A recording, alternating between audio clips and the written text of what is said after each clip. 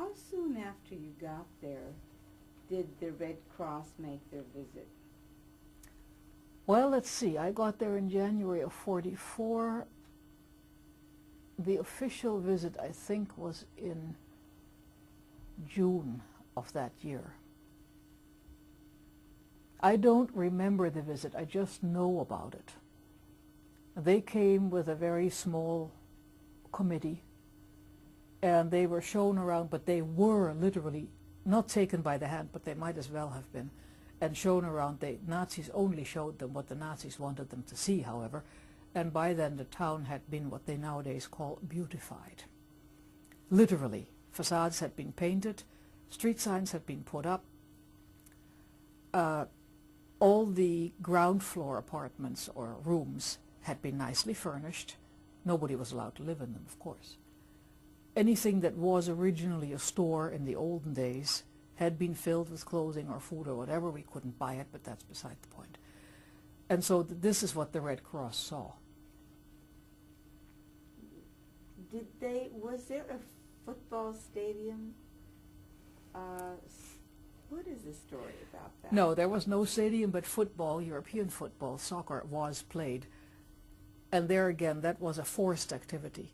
Once the beautification was done, the Germans decided to use that beautification to make a propaganda movie from the German viewpoint that to show mostly the Germans, but also some others, how beautiful Theresienstadt was and how wonderful it was for us Jews to live there and what a nice life we had, whereas the poor Germans had to work hard and didn't have enough to eat and so on.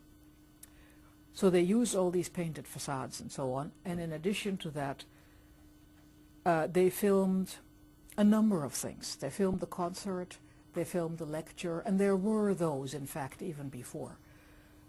There were a lot of lectures. Leo Beck, the rabbi, had a lot of lectures. The one that is filmed in the film is Otto Ungar, whose daughter is still alive in Czechoslovakia, I think, today. And he was a professor of something at the university, so he gave a number of lectures. And anybody who had any kind of specialty gave lectures, and people came. You mean people who were in Theresienstadt? Yes, the inmates. The inmates yes. gave lectures, I see. The inmates gave lectures to the inmates to pass the time. So this film, this propaganda film that was made, was nowhere near real, is that right? Oh, it's a total hoax. There's nothing real about it whatsoever. It is true that lectures took place, but the lecture that is filmed was a forced lecture. That is to say, people were told, you go there at that time, or else.